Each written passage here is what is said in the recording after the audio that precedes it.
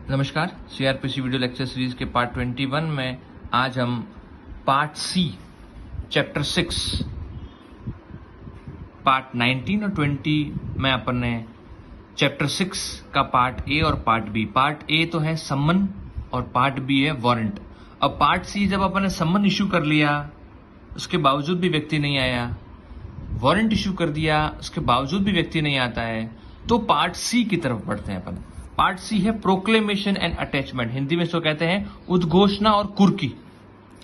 पढ़ते हैं अपन 82, बहुत इंपॉर्टेंट सेक्शन है। प्रोक्लेमेशन फॉर पर्सन एब्सकॉन्डिंग, फरार व्यक्ति के लिए उद्घोषणा। फरार व्यक्ति मतलब जो सम्मन से भी नहीं आया, वारंट से भी नहीं आया, उसके लिए उद्घोषणा।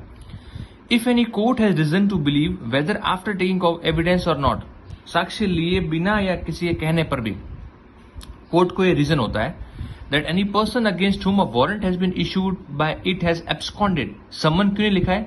क्योंकि सम्मन के बाद तो वारंट जारी करेंगे, इसलिए सिर्फ वारंट लिखा है। पहले वाली स्टेज लिखी है जस्ट के प्रोक्लेमेशन पहले वारंट जिसके खिलाफ इशू किया चुका है, has absconded or is concealing himself so that warrant cannot be executed, such court may publish a written proclamation requiring him to appear at a specified place and a specified time not less than 30 days from the date of publishing such proclamation. आप अखबारों में देखना, specially English newspapers में एक उद्घोषणा लिखी हुई आती है कि मैं फला फला जज का नाम आता है, ये उद्घोषणा करता हूं कि इस व्यक्ति को अपराधी घोषित करता हूं, उसको कहता हूं कि आप इस तारीख को इतने बजे इस कोर्ट में यहां पे हाजिर हो।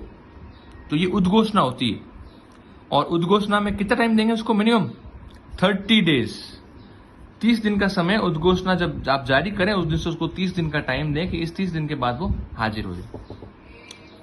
अब प्रोक्लेमेशन जो है वो कहां पब्लिश होगी? क्या अखबार में पब्लिश होना जरूरी है, या अब वो अखबार पढ़ते ही नहीं हो बाई चांस, या कौन से अखबार में पब्लिश होनी चाहिए, कहां होनी चाहिए, ये सब चीजें अपन पढ़ते हैं। The proclamation shall be publish as follows. First, it shall be publicly read in some conspicuous place of the town और village in which such person ordinary reside. Hindi में पढ़ते हैं, थोड़ा और क्लियर होगा।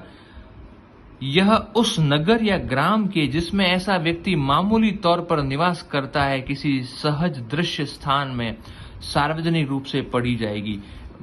कहां लगानी है वो उद्घोषणा? उद्घोषणा वाला जो पेपर है वो वहां चिपकाना है जहां वो ऑर्डिनरी, जहां आपको पता है कि लास्ट आपको पता है कि साहब ये तो अब तो फरार हो गया वो, तो कहा यहां पे रहता था या रहता है, उस गांव या नगर की ऐसी सदृश्य जगह जहां पे वो पढ़ सके नॉर्मली, वहां चिपकाना है। दूसरा, वह उस घर या वास स्थान के जिसमें ऐसा व्यक्ति मामूली तौर पर निवास करता है किसी सदृश्य भाग पर, ऐसे नगर या ग्राम के सदृश्य स्थान पर लगाई जाएगी। नगर या गांव के जहां मामूली तौर पे, या उसके घर या घर के पास किसी स्थान पे लगाई जाएगी, या उसकी एक प्रति उस न्याय सदन के किसी सदृश्य भाग पर लगाई जाएगी, या नहीं है, इन तीनों जगह पे उसका प्रकाशन करना पड़ेगा। समझ गए? या नहीं है, या मैं गलत बोल रहा हूं।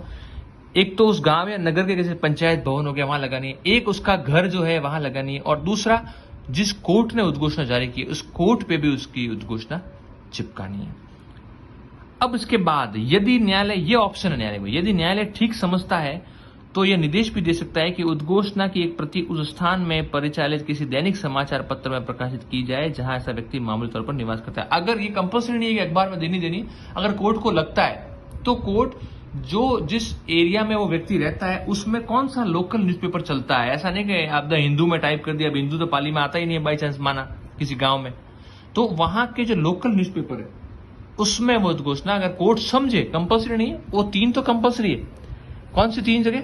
उस ग्राम या नगर की सहदृश्य, उसके घर की, या उस कोर्ट ने जिसने उद्घोषणा जारी की वहां पे, और ये अखबार वाले तो ऑप्शनल है। तीसरा, उद्घोषणा जारी करने वाला न्यायालय या लिखित कथन की उद्घोषणा विनिर्दिष्ट दिन उपधारा 2 के खंड 1 में निर्दिष्ट रीति से सम्यक रूप से प्रकाशित कर दी गई है, इस बात का निश्चय साक्ष्य होगा कि इस धारा की अपेक्षाओं का अनुपालन कर दिया गया है और उद्घोषणा उस दिन प्रकाशित कर दी गई है। अब ये कि भाई प्रोक्लेमेशन जो है उद्घोषणा जारी की गई कि नहीं की है, ये कौन प्रूव करेगा? ये वही कोर्ट। देखो, a statement in writing by the court issuing a proclamation to the effect that proclamation was duly published on a specified day in a manner specified in subsequent shall be conclusive proof। ये conclusive evidence होगा कि उद्घोषणा इस रीति से प्रकाशित हो चुकी है। कब? जब वो कोर्ट जिसने उद्घोषणा जारी की है वो लिखित में ये देगा, तब स्टेटमेंट। अब क्या उद्घोषणा हर अपराध में करनी जरूरी है, या क्या उद्घोषणा के साथ साथ कुर्की भी कर सकते हैं अपन? क्या कर सकते हैं? अब पढ़ते हैं फोर्थ, बहुत इंपॉर्टेंट है ये 82 का fourth. Where a proclamation published in subsection 1 is in respect of a person accused of an offence punishable. जो उपधारा 1 के अंदर अपन उद्घोषणा की बात की है, वो अगर ऐसे व्यक्ति के खिलाफ है जिस व्यक्ति ने यही अपराध किए, कौन से?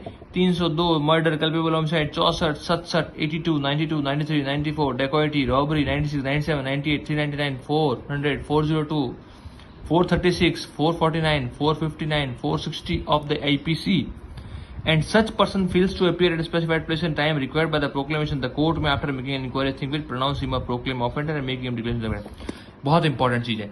एक तो उद्घोषणा जारी करना और एक अपराधी को उद्घोषित अपराधी घोषित करना, दोनों में बहुत अंतर है। अब आप कहेंगे कि साहब चोरी की किसी ने और वो कोर्ट में हाजिर नहीं हो रहा है, तो अपन ने उद्घोषणा करवा दी, तो क्या वो उद्घोषित अपराधी हो गए? नहीं। उद्घोषणा करवाने के, अगर उद्घोषणा अपन ने इन अपराध से संबंधित की है, सिर्फ ये जो 10-15 अपराध है इनके संबंध में किए, और इसके बावजूद भी अगर व्यक्ति कोर्ट में हाजिर नहीं होता है तो उसको अपन उद्घोषित अपराधी घोषित करेंगे।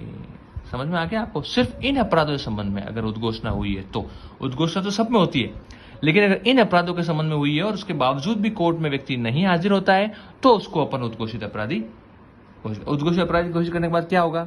उसको कोई भी व्यक्ति कहीं पे भी गिरफ्तार कर सकता है। अपन ने पढ़ा था ना 42, 43, 44, 41 में ही पढ़ा था। पुलिस भी गिरफ्तार कर सकती है, प्राइवेट व्यक्ति भी गिरफ्तार कर सकता है। तो उद्घोषित अपराधी करने का फर्क ये है कि कोई भी उसको गिरफ्तार कर सकता है। 5वां पढ़ते हैं, the provision of subsection 2 and 3 shall apply to a declaration made by court under subsection 4 as they apply to proclamation publish under section. कोई इतना इंपॉर्टेंट नहीं है, आगे पढ़ते हैं। अटैचमेंट। अब कुर्की कार्रवाई कब होगी? क्या उद्घोषणा के बाद कुर्की करेंगे? क्या उद्घोषणा के साथ साथ कुर्की करेंगे? कब करेंगे? पढ़ते हैं अपन। Attachment of property of person absconding, फरार व्यक्ति की संपत्ति की कुर्की। The court issuing a proclamation under subsection 82 may for reasons to be recorded in writing at any time after the issue of proclamation order attachment of any property movable or immovable or both belonging to proclaimed person। Court उद्घोषणा जारी करने के बाद उस व्यक्ति जो court में हाजिर नहीं हुआ उसकी मूवेबल और इमूवेबल प्रॉपर्टी को अटैच कर सकती है। अब आगे मैं बताऊंगा, इसमें तो बाद में लिखा है, आगे एक ऑप्शन आएगा उसमें लिखा हुआ है साथ साथ भी कर सकता है। किन प्रोसीजर वो अपन पढ़ेंगे। इसमें तो क्या लिखा हुआ है? आफ्टर प्रोक्लेम, उद्घोषणा जारी करने के बाद, provided at where at the time of the issue of proclaim. ये वाली बात हिंदी में पढ़ने से ज्यादा समझ में आएगा।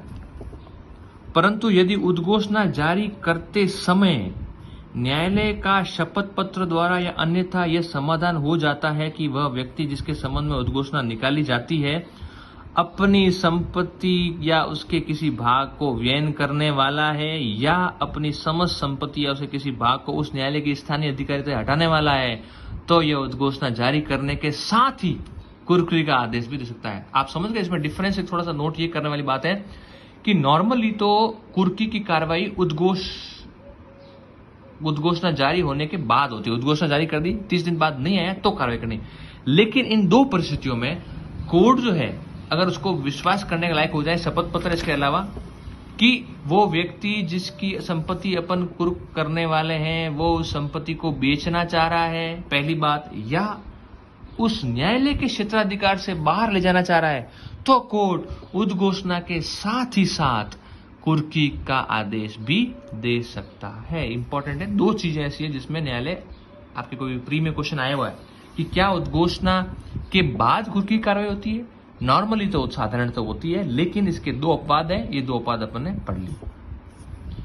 दूसरा पॉइंट, ऐसा आदेश, ठीक है, सच ऑर्डर कौन सा? कुर्की का आदेश। Such order shall authorise the attachment of the property belonging to the person within the district in which it is made and it shall authorise the attachment of any property belonging to such person without such district when endorsement by district magistrate within whose local district is situated. Hindi में पढ़ते हैं। ऐसा आदेश उस जिले में जिसमें वह दिया गया है उस व्यक्ति को किसी भी संपत्ति की कुर्की प्राधिकृत करेगा और उस जिले के बाहर उस व्यक्ति की किसी संपत्ति की कुर्की तब प्राधिकृत करेगा जब उस जिला मजिस्ट्रेट द्वारा इसके जिले में संपत्ति का प्रस्तावित करेगा। अब कोर्ट ने ऑर्डर कर दिया कि भाई इसकी जो संपत्ति है, जैसे कुछ संपत्ति पाली में है, कुछ जोधपुर में है, कुछ दिल्ली में, तो अगर वो कोर्ट जोधपुर में है तो वहां तुरंत कुर्की कर देंगे। अगर पाली और जो दिल्ली की प्रॉपर्टी है वो कुर्की कब कर सकते हैं, जब उस जिले का डिस्ट्रिक्ट मजिस्ट्रेट कलेक्टर उस पे एंडोर्समेंट करे कि मैं अधिकृत करता हूं कि इसकी प्रॉपर्टी इस न्यायालय के ऑर्डर के तहत कुर्क की जाए, तभी वो ऑर्डर प्रॉपर्टी कुर्क की जाएगी। Third, if the property order to be attach, जो प्रॉपर्टी कुर्की करने की गई है, इज अ डेट या मूवेबल प्रॉपर्टी है, the attachment and section shall be made by seize. अगर मूवेबल प्रॉपर्टी तो कैसे अटैचमेंट करेंगे, या तो सीज कर देंगे, या रिसीवर अपॉइंट कर देंगे, या order in writing prohibiting the delivery of property to proclaim person or to anyone on behalf or by all or any of the two method. अगर मूवेबल प्रॉपर्टी है, ऊपर तो मैंने इमूवेबल प्रॉपर्टी देखा, उसकी तो कुर्की करेंगे। मूवेबल प्रॉपर्टी तो क्या करेंगे, उसको सीज करेंगे, या उसका रिसीवर अपॉइंट कर देंगे, भैया आप इसको ध्यान रखना, या किसी व्यक्ति ऐसे व्यक्ति के पास है तो उसको ये दे देंगे कि भैया आप इस जो उद्घोषित अपराधी है ना उसको प्रॉपर्टी नहीं लौटाएंगे। इन किसी में से भी या तो दो या एक किसी भी मेथड से अपन वो कर सकते हैं। चौथा, if the property order to be immovable property the attachment and, ये तो मूवेबल का देख लिया अपन ने, मूवेबल। अब ये इमूवेबल का है। If the property order to be attach immovable the attachment under this section shall in case of land paying revenue to the state government be made through the collector. अगर immovable property है और वो revenue land revenue दे रहा है तो वो collector के द्वारा कुर्की की जाएगी। और कलेक्टर कैसे करेगा, या तो पोजेशन ले लेगा, या रिसीवर अपॉइंट करेगा, या वही ऑर्डर रिटर्न प्रोहिबिट करेगा, या और कोई ऑर्डर। पोजेशन की बात थी, उसमें सीजर की बात है, बाकी सारा सेम। मूवेबल में सीज लिया जाता, सीजर होता है, और इसमें पोजेशन लिया जाता है, बाकी सब चीजें same. Fifth, if the property order to be attach consist of live stock, अगर भेड़ बकरियां गाय बकरियां तो, या पेरिशेबल नेचर का है, दूध दही या इस तरह के या फ्रूट्स है, द कोर्ट में भी things fit expedient order immediate sale thereof and in such case proceed shall abide by order of the court. Court immediately order करेगा इसकी प्रॉपर्टी बेच दी जाए और उसकी प्रोसीड जो है वो कोर्ट के अधीन दी जाएगी कि भाई कोर्ट के ऑर्डर पे डिपेंड करेगा, उसका पैसा तो उसको क्या करना है वो कोर्ट के अधीन रहेगा। Last, the power duties liability of receiver appointed in this code shall be same as those of receiver appointed in the code of CPC. CPC के अंदर रिसीवर अपॉइंट होता है तो उसकी शक्तियां वही होगी जो यहाँ पे जो रिसीवर अपॉइंट है ये होगी वो सीपीसी में होती है। ये सेक्शन 82 बहुत इंपॉर्टेंट है। अब इसके अगर किसी को अपने प्रॉपर्टी को अटैच कर दिया और कोई ऑब्जेक्शन करता है कि साहब ये तो प्रॉपर्टी मेरी थी, आपने कैसे अटैच कर दी, इसका डिटेल प्रोसेस अपन नेक्स्ट वीडियो में पढ़ेंगे। Thank you.